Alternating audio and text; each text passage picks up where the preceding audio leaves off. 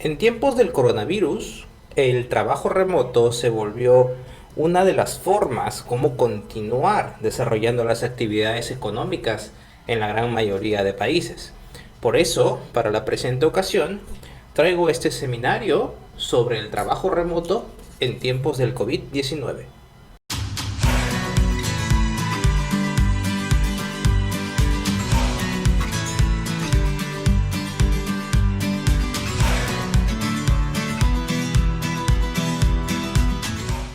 Mi nombre es Catherine Alba, soy especialista legal de la Intendencia Regional de Lima y estoy muy contenta esta tarde de contar con la presencia de ustedes, ¿no? Bueno, el día de hoy y con el propósito de todas las restricciones que se han venido dando en el escenario de la emergencia nacional, vamos a hablar del trabajo remoto en tiempos de COVID, ¿no? Cómo es que surgió esta modalidad de trabajo, cómo es que los empleadores la aplican, cuál es el procedimiento que tienen que seguir y qué derecho tienen los trabajadores que están realizando este tipo de modalidad de trabajo, ¿no? En primer lugar, es muy importante hablar de la base legal que nos sirve de sustento para regular el trabajo remoto, ¿no? Y en primer lugar, tenemos el Decreto Supremo 008-2020, eh, Salud S.A., ¿no? Que declara la emergencia sanitaria a nivel nacional por el plazo de 90 días calendario. Sin embargo, hay que recordar, ¿no?, que esta emergencia sanitaria se ha ido incrementando a lo largo del tiempo y se han ido ampliando los plazos, ¿no? Siendo que aún nos encontramos en emergencia sanitaria, ¿no? Luego, a través del Decreto Supremo 044-2020, se declara el estado de emergencia nacional por las graves circunstancias que afectan la vida de la nación a causa del brote del COVID-2019, ¿no? Asimismo, surge otro decreto supremo, el 184-2020, que deroga el anterior. Sin embargo, este decreto supremo, 184, ¿no?, establece en sus disposiciones complementarias que los decretos supremos derogados en este dispositivo mantienen su vigencia en lo que le corresponda, ¿no? También tenemos el decreto de urgencia 026, ¿no?, que establece las diversas medidas excepcionales y temporales para prevenir la propagación del coronavirus en territorio nacional. Y aquí podemos decir que este decreto de urgencia es el que trae consigo las primeras disposiciones del trabajo remoto, ¿no? Sin embargo, podemos señalar que este dispositivo es amplio, ¿no?, porque establecía que el trabajo remoto podía ser de aplicación tanto para el sector público como para el sector privado, y es así que mediante Decreto Supremo 010-2020 se desarrollan las disposiciones del sector de la aplicación del trabajo remoto para el sector privado, que es el tema o para el sector que vamos a abordar el día de hoy, ¿no? Asimismo, el Ministerio de Trabajo, a fin de lograr un entendimiento sobre la aplicación de este trabajo remoto, desarrolla una guía, la cual es aprobada por resolución ministerial 072-2020, ¿no? Tenemos también dispositivos normativos específicos como la ley 31051, que es la ley que amplía las medidas de protección laboral para las mujeres gestantes y madres lactantes en casos de la emergencia nacional sanitaria, y bueno, el decreto de urgencia 127-2020, que es el que nos señala el plazo de duración hasta cuando se está adoptando esta modalidad de tipo de trabajo, ¿no?, que es el trabajo remoto, que en este caso es hasta el 31, va a ser hasta el 31 de julio de este año, ¿no? Entonces, ya teniendo la base normativa, podemos decir que estamos a trabajo remoto, ¿no?, ante la prestación de servicios subordinados realizados por un trabajador que se encuentra en su domicilio o en lugar de aislamiento domiciliario, para lo cual utiliza cualquier medio o mecanismo que posibilite realizar las labores fuera del centro de trabajo y siempre que la naturaleza de estas lo permita, ¿no? Hay que tener en cuenta aquí que el trabajo remoto no se limita únicamente al trabajo que pueda realizarse por medios informáticos o de telecomunicaciones. Es decir, no necesariamente el trabajador va a tener que estar vinculado a Internet, a telefonía u otros, ¿no?, sino que se extiende a cualquier tipo de trabajo que no requiera la presencia física del trabajador en el centro de labores, ¿no? Entonces, partiendo de definición, podemos encontrar dos situaciones importantes, ¿no?, que caracterizan al trabajo remoto, ¿no? La primera, que está referida al lugar donde se va a prestar el servicio. Este puede ser en el domicilio, que entendemos que es el lugar de residencia habitual del trabajador o trabajadora, o el lugar de aislamiento, que podemos entender como aquel lugar en el que se encuentra el trabajador o trabajadora como consecuencia de las medidas de aislamiento social obligatorio, ¿no? Recordemos que muchas personas, dadas las disposiciones o dadas las restricciones, no han podido regresar a su domicilio habitual de residencia. Sin embargo, ello no interfiere con la aplicación de su trabajo remoto o con las funciones que puedan desarrollar desde ese lugar de aislamiento, ¿no? Asimismo, vuelvo a reiterar que el trabajo remoto se extiende a todo trabajo, a todo trabajo que no requiera la presencia física del trabajador, ¿no? Y no necesariamente está ligado a un tipo de conexión necesaria de Internet o de cualquier otro medio informático. ¿A quiénes se les aplica el trabajo remoto? Bueno, como dijimos en un inicio, el decreto de urgencia 26-2020 señala que el trabajo remoto era de aplicación tanto para el sector público como para el sector privado, ¿no? Sin embargo, hoy día estamos hablando de la aplicación del trabajo remoto para el sector privado.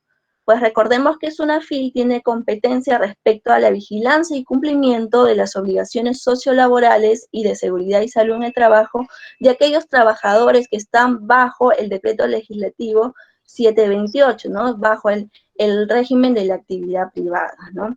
Asimismo, el trabajo remoto se aplica a aquellas personas que se desempeñen bajo las modalidades formativas laborales, ¿no? Es decir, a los practicantes profesionales o preprofesionales se les puede aplicar el trabajo remoto si las funciones que ellos realizan lo permiten, ¿no?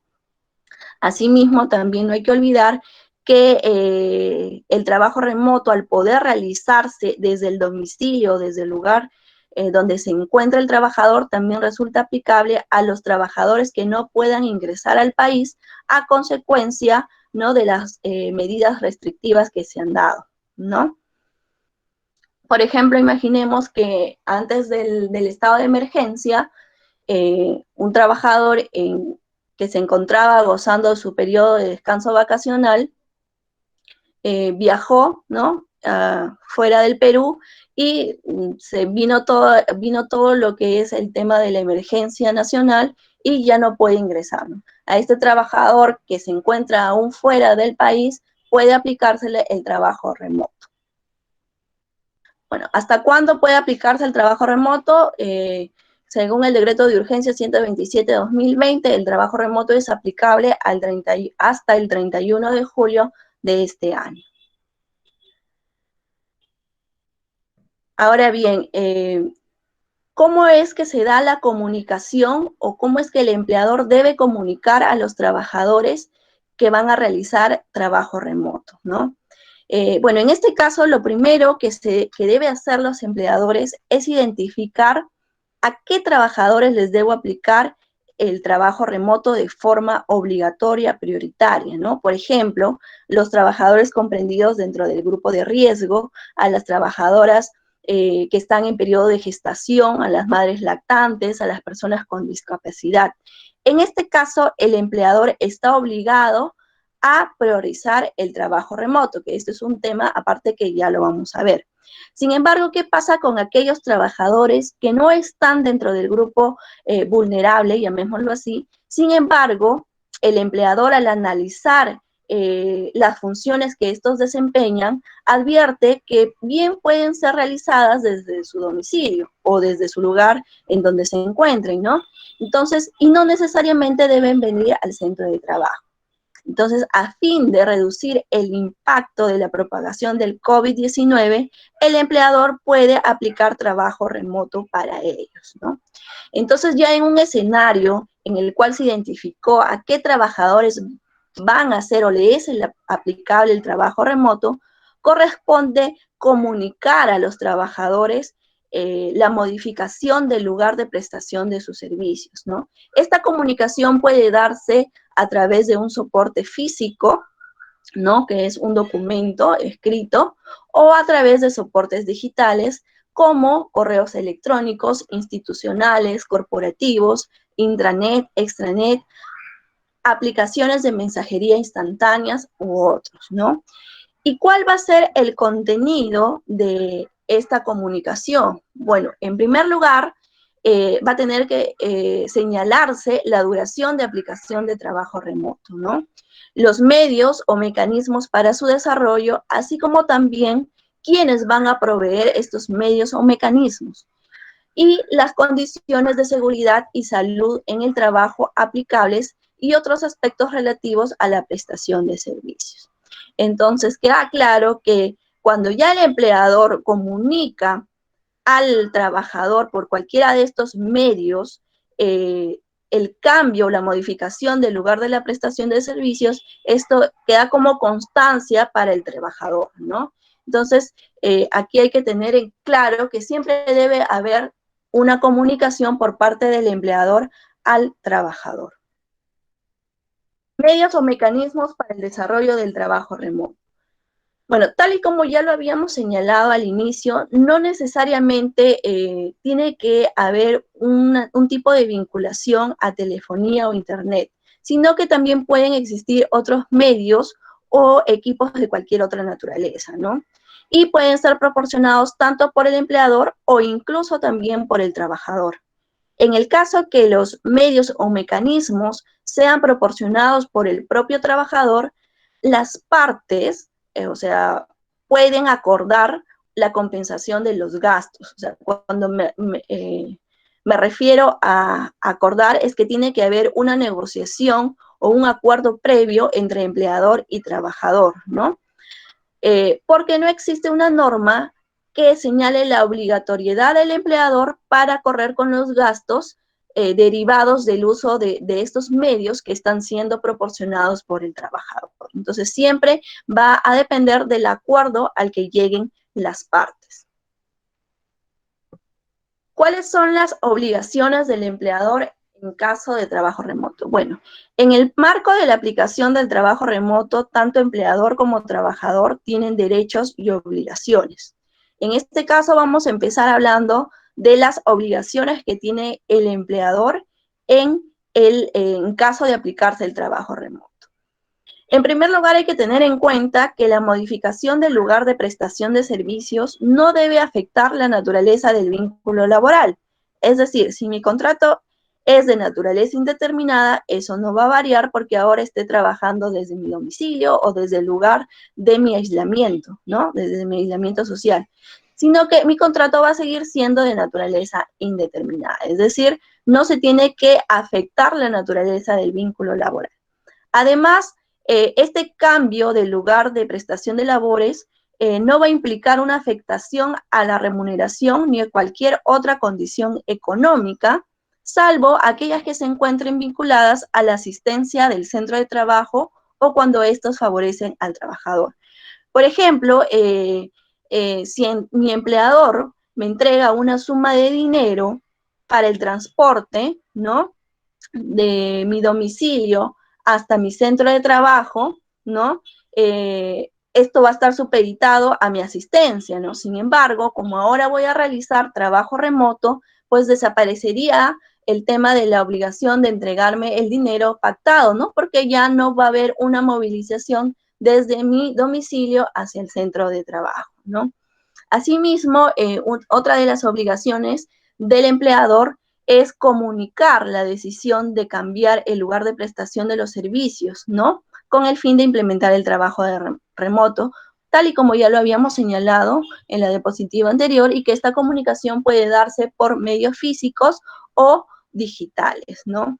Asimismo, tiene que informar al trabajador sobre las medidas, condiciones y recomendaciones de seguridad y salud en el trabajo a observar durante el desarrollo del trabajo remoto, ¿no?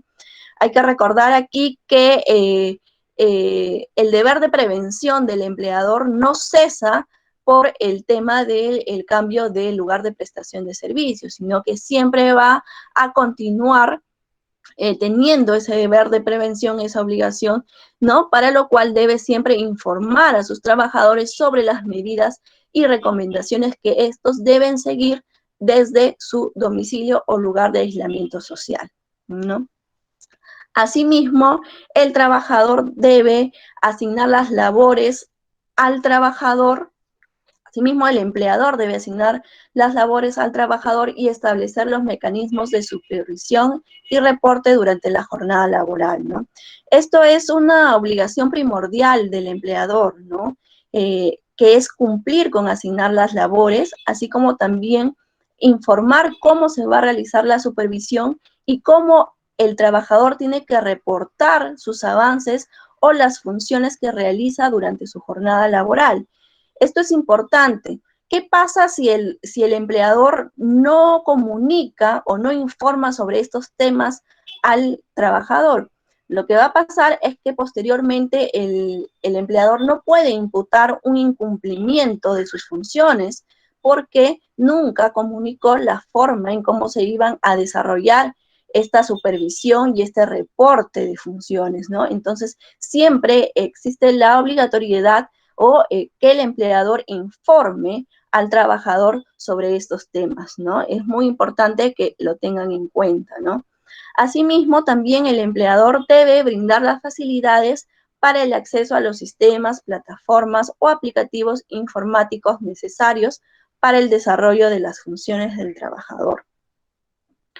¿Qué pasa, por ejemplo, si el trabajador normalmente cuando realizaba el trabajo en su centro de labores, ¿no? O sea, se desplazaba hacia el centro de labores, tenía acceso a ciertas plataformas o aplicativos informáticos propios, ¿no? Por ejemplo, de la empresa, o tenía por ahí para desarrollar sus funciones acceso a plataformas como, por ejemplo, planillas, una planilla propia de la empresa, ¿no?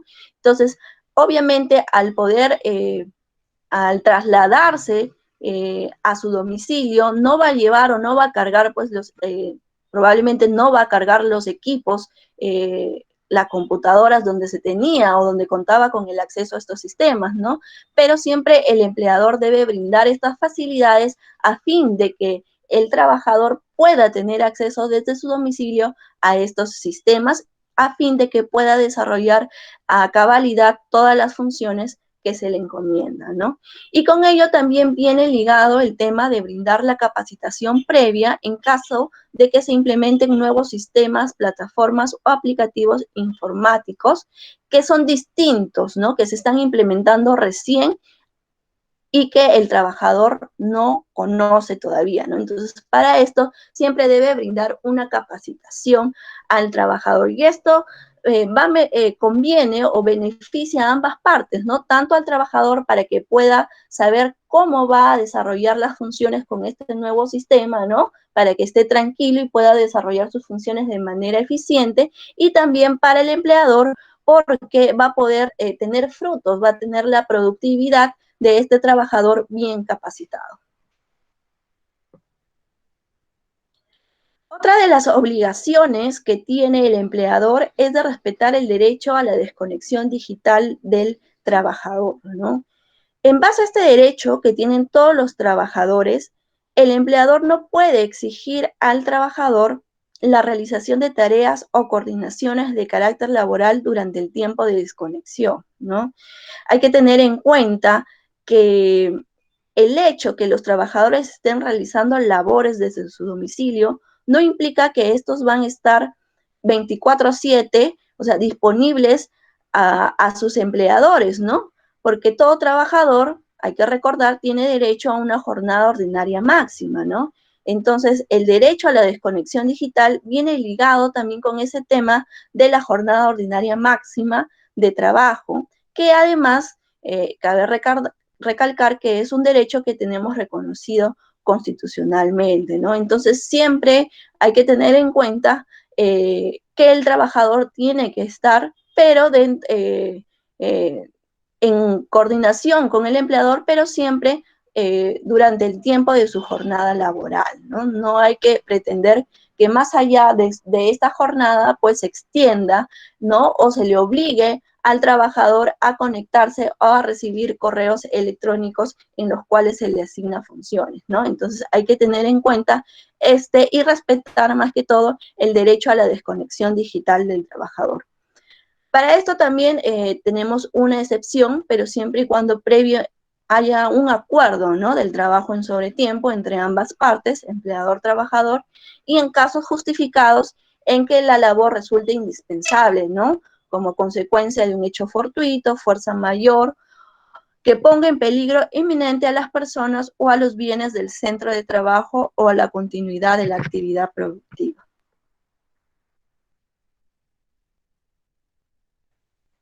Ahora bien, ¿cuáles son las obligaciones de trabajador en caso de que esté realizando trabajo remoto?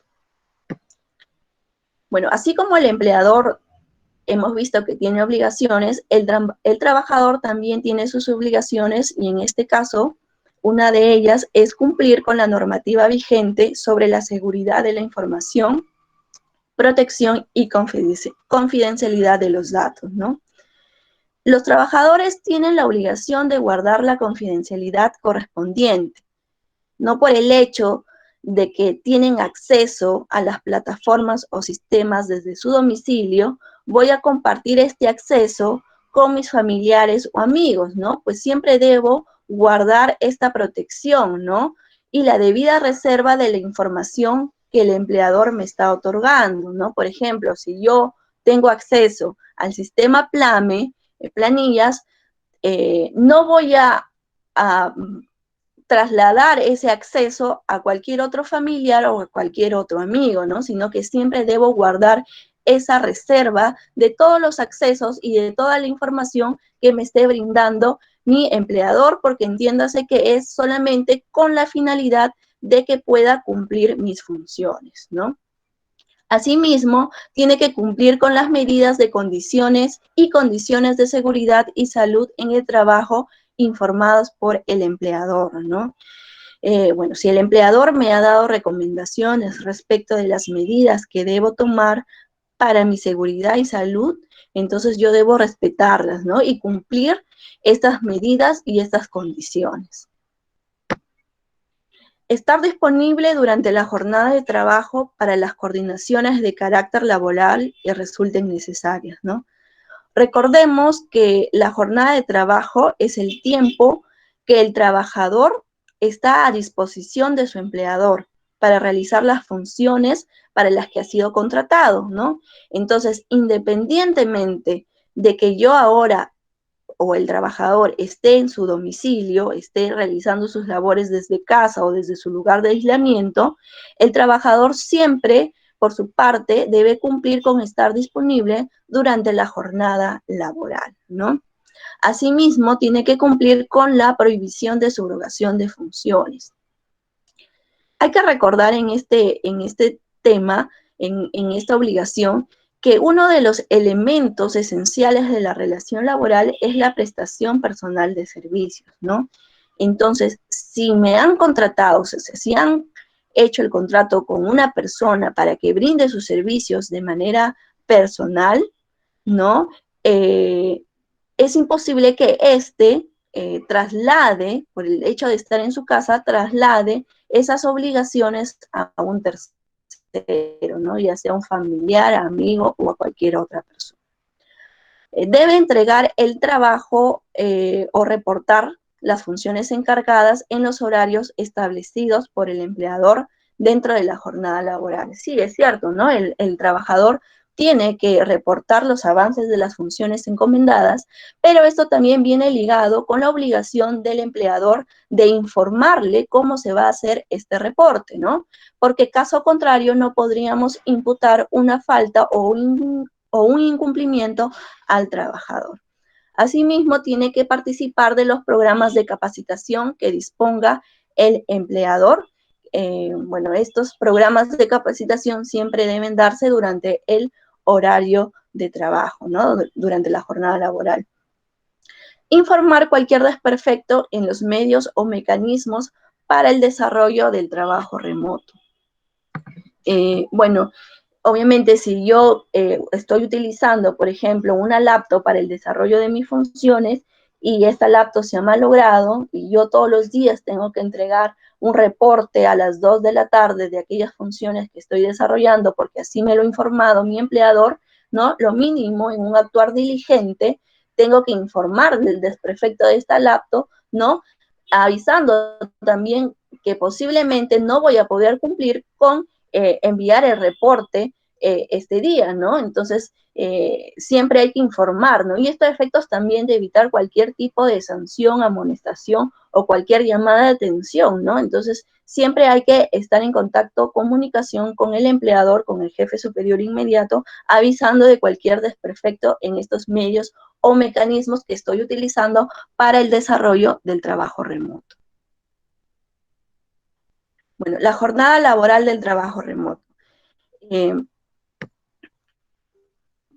bueno, hemos dicho que todo trabajador tiene derecho a una jornada ordinaria máxima, que es de 8 horas diarias o 48 horas semanales. Entonces, la jornada ordinaria de trabajo durante el trabajo remoto es la misma que he pactado con mi empleador antes de iniciar la modalidad de trabajo remoto, salvo que se hubiese reconvenido con la ocasión del mismo, ¿no? Es decir, si en caso tenemos que ha habido un acuerdo entre empleador y trabajador que por la forma del trabajo que yo voy a realizar, que es trabajo remoto, ¿no? Y teniendo en consideración que debido a que cuando realizamos trabajo desde nuestro domicilio, indefectiblemente se va a tener que mezclar la vida laboral con la vida personal, es que las partes pueden llegar a acuerdos en donde el trabajador pueda distribuir su jornada de trabajo en horarios que mejor se adapten a sus necesidades, ¿no? Entonces, hay muchos empleadores que son muy estrictos con este tema, ¿no? Pero siempre hay que dar un paso a la flexibilidad, ¿no?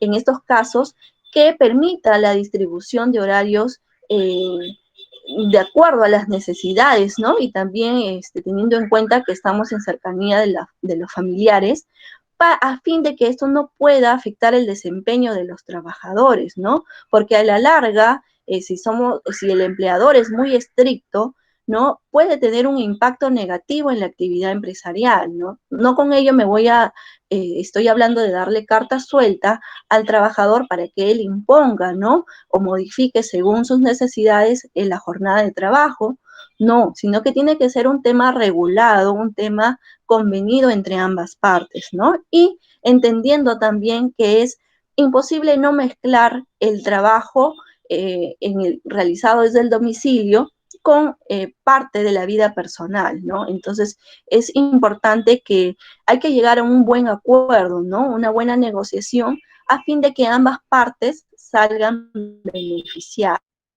¿no? Entonces, bueno, siempre también teniendo en cuenta que no puede exceder de la jornada máxima establecida, ¿no? Y que el trabajador tiene que estar disponible durante esta jornada de trabajo para todas las coordinaciones de carácter laboral que resulten pertinentes, que resulten necesarias, ¿no? Bueno, el derecho a la desconexión digital, ¿no? Los trabajadores que realizan trabajo remoto tienen derecho a desconectarse de los medios informáticos, de telecomunicaciones y análogos, ¿no? Internet, telefonía, entre otros, utilizados para la prestación de sus servicios. ¿Qué se entiende por tiempo de desconexión digital? Bueno, entendemos por este tiempo al término de una jornada diaria de trabajo y al inicio de la siguiente.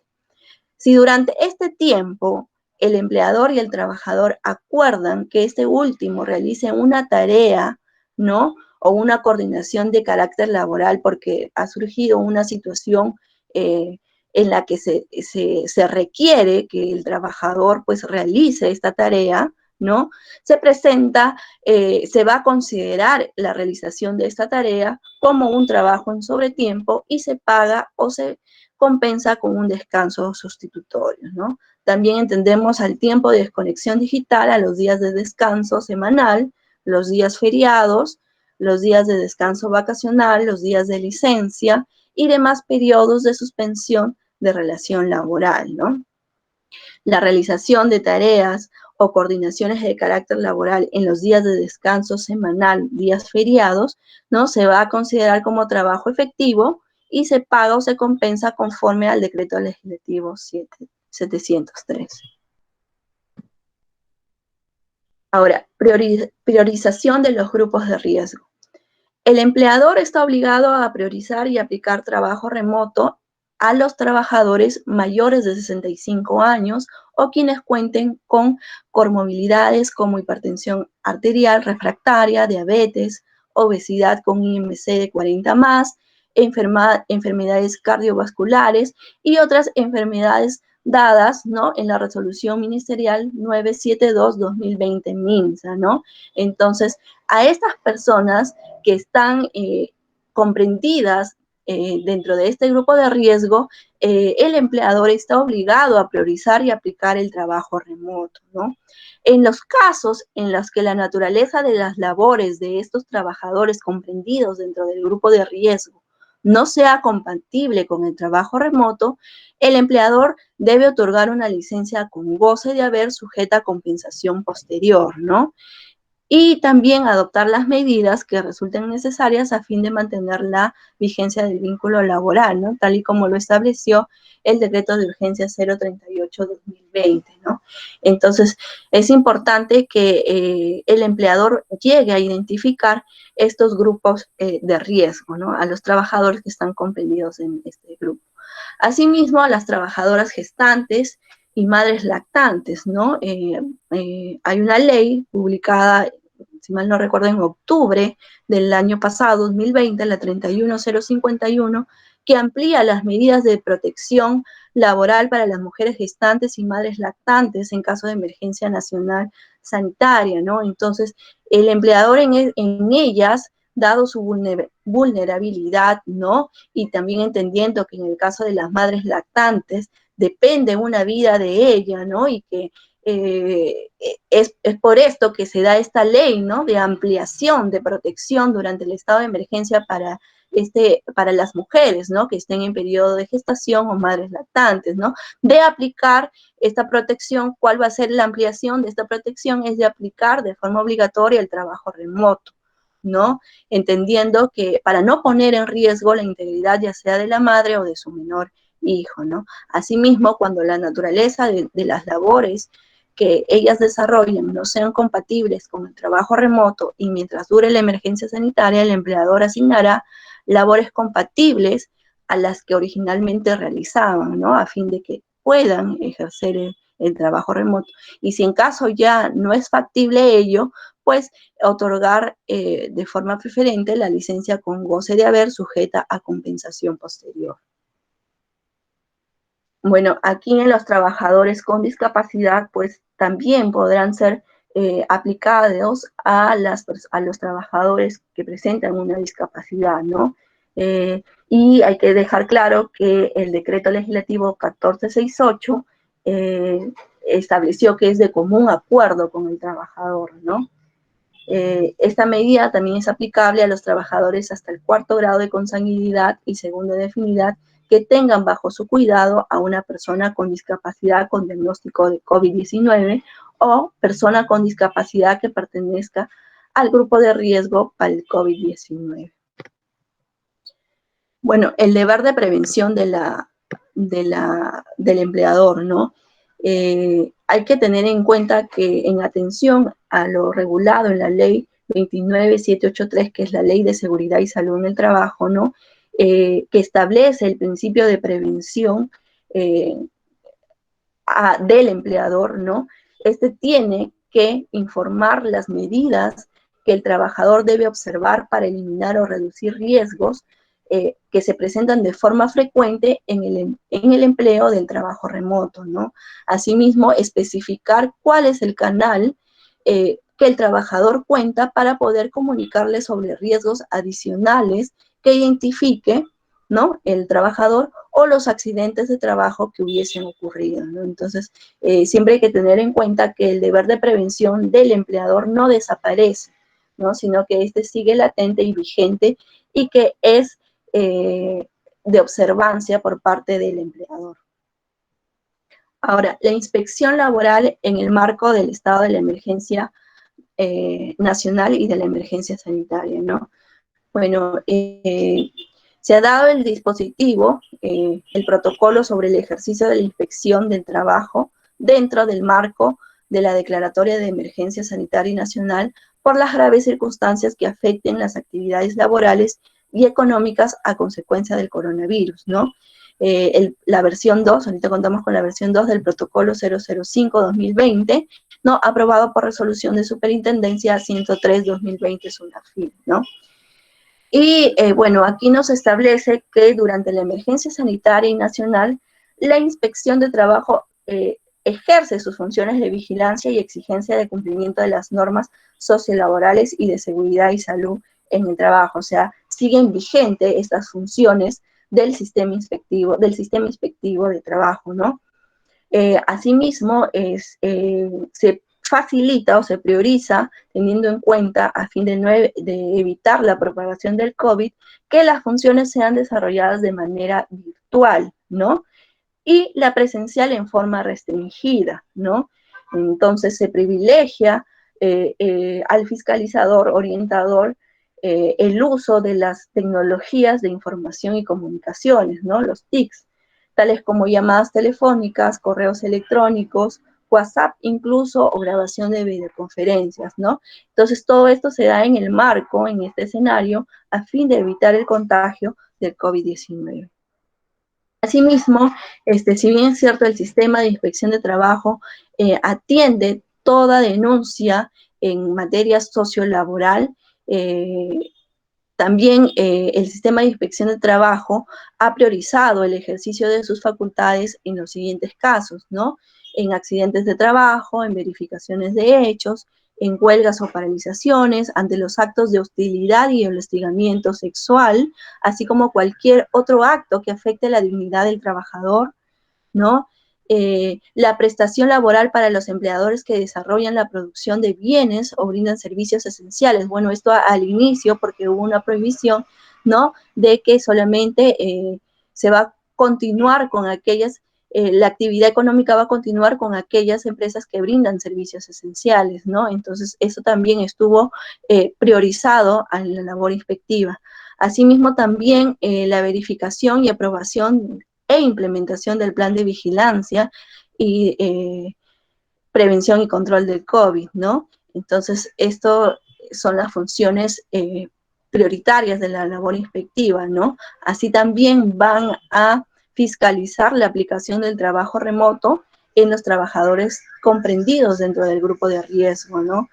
El otorgamiento de la licencia con goce de haber sujeta a compensación posterior, cuando obviamente la naturaleza de las labores que realizan los trabajadores, en este caso también teniendo en cuenta los trabajadores comprendidos dentro del grupo de riesgo, no sean compatibles con el trabajo remoto y mientras dure la emergencia sanitaria por el COVID, ¿no?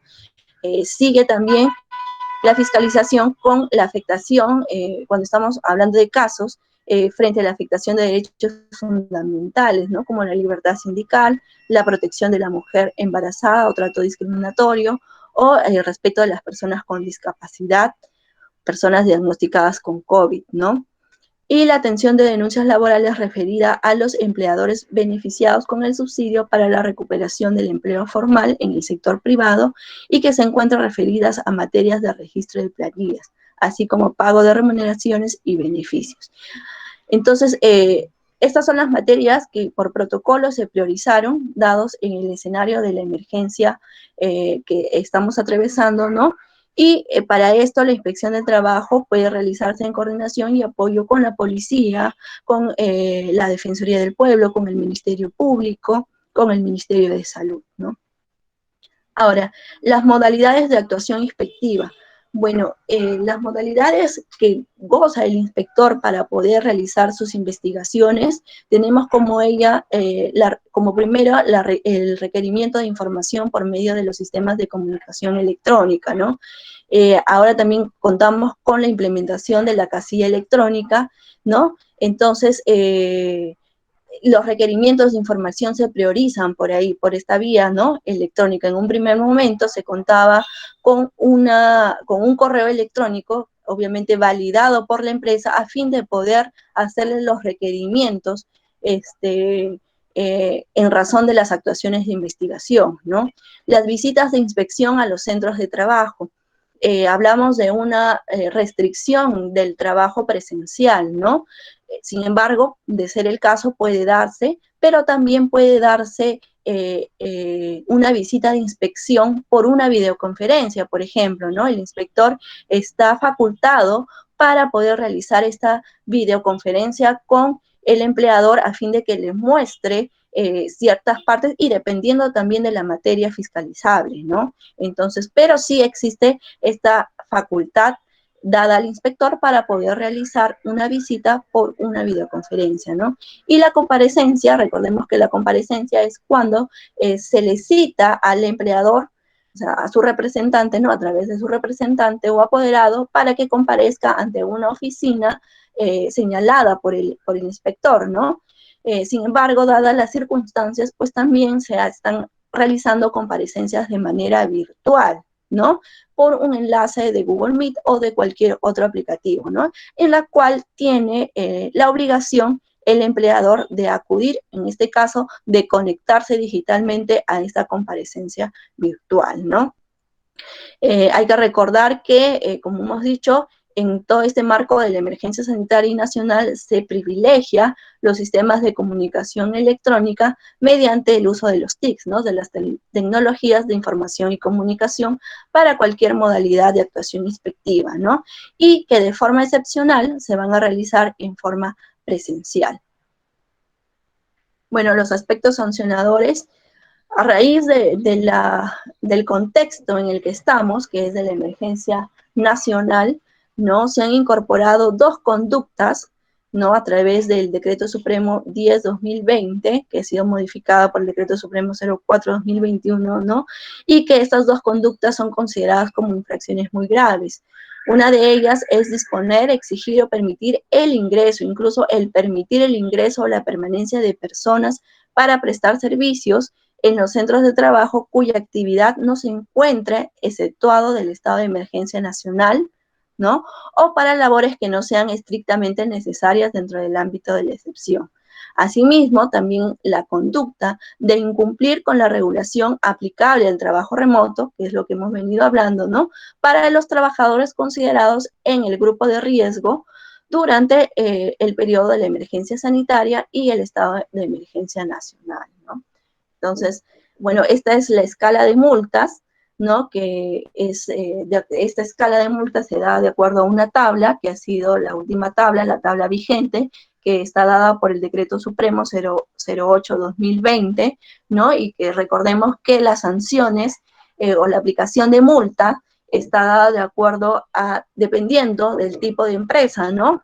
Si es una micro, una pequeña o es una empresa del régimen general, debido a la gravedad de la infracción, si es leve, grave o muy grave, y dependiendo también de la cantidad de trabajadores afectados, ¿no? Entonces, esta es los porcentajes que se dan y también teniendo en cuenta la UIT vigente para el año 2021, que es de 4.400 soles. Y esta es la tabla de multas expresada en soles, ¿no? También observando si es micro, pequeña o no MIPE, y de acuerdo a la gravedad de la infracción, si es leve, grave, muy grave, ¿no? Y dependiendo también de la cantidad de trabajadores afectados. Bueno, este ha sido lo que he podido compartir con ustedes respecto a la aplicación del trabajo remoto, ¿no? Y recordarles la implementación de la casilla electrónica, ¿no? Que ya se viene dando desde el año pasado, diciembre de 2020, ¿no? Entonces, invitarlos a que actualicen los datos de su casilla electrónica para que sean notificados con cualquier tipo de, bueno, si son sujetos o pasibles de una fiscalización, cualquier tipo de requerimiento por parte del inspector en caso esté durante una investigación, o de ser el caso también recuerden que estamos en prevención fiscalizando el cumplimiento de las obligaciones sociolaborales, ¿no? Bueno, muchas gracias. Ahí figura en la diapositiva también los canales de atención y la central telefónica para alguna duda que ustedes tengan.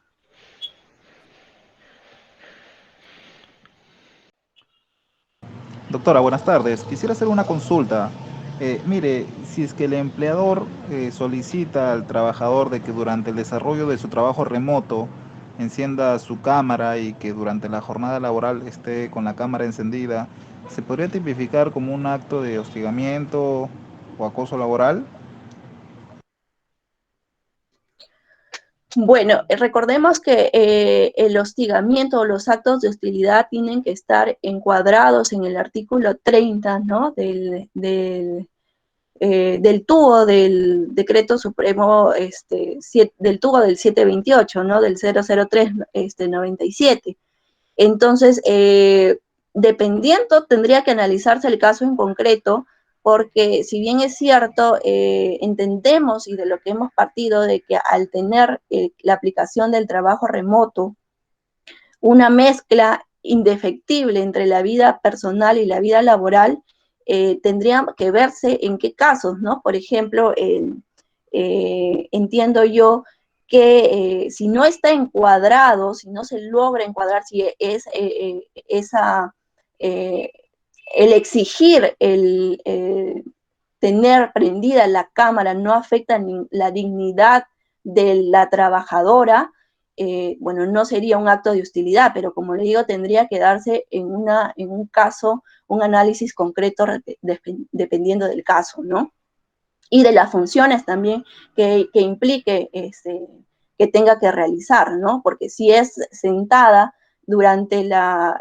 frente a la computadora o frente a la laptop, pues no habría un tema mayor. Sin embargo, resulta también un poco invasivo, ¿no? Ese tema. Yo creo que eso bien podría regularse y con el reporte que la trabajadora emita, ¿no? De sus funciones, ¿no? Veo un poco excesivo también el tema de exigirle prender tener prendida durante toda la jornada laboral la cámara, entendiendo también que cuando uno realizó su trabajo en el centro de trabajo, ¿no? O sea, con presencia física, tampoco es que tengas al jefe inmediato observándote todo el día, ¿no? O sea, partiendo de ese tema. A ver, Elizabeth Seña dice, buenas tardes, doctora. Por favor, ¿podría hacer la precisión o aclaración en relación a la fecha en que se encuentra vigente el estado de emergencia y por ende la posibilidad hasta la fecha en que se encuentre permitido el trabajo remoto para el personal vulnerable? Pues usted viene señalando que el estado de emergencia y el plazo para el trabajo remoto es hasta el 31 de julio del 2021. Sin embargo, entiendo que por Decreto Supremo 009-2021 SA de fecha 18 de febrero del 2021 y publicado en el peruano, es decir, sin embargo, emitido por Decreto Supremo Oficial Peruano, se prorroga la emergencia sanitaria declarada por el decreto tal. Hasta septiembre. Exacto. Sí, lo que pasa es que hay que diferenciar. O sea, lo que dije de repente no lo dije entender bien, es que antes el trabajo remoto estaba ligado a la vigencia del estado de la emergencia sanitaria. Sin embargo, ya hay una diferenciación, porque tanto por el decreto de urgencia 127 de 2020 se ha establecido que el trabajo remoto va a ser, por lo menos hasta ahora, está establecido hasta el 31 de julio del 2021, es decir, de este año. Sin embargo, la emergencia sanitaria ha sido prorrogada hasta septiembre, o sea, estamos hablando de dos todavía distintas, ¿no? O sea, el tiempo es distinto. La emergencia sanitaria es hasta septiembre de 2021, ¿no? Porque se ha prorrogado por 180 días más, ¿no? A lo último que fue establecido. Sin embargo, la aplicación del trabajo remoto está hasta el 31 de julio de este año. Que posiblemente se puede extender, eso ya lo veremos de acuerdo a los dispositivos que se vayan dando, ¿no?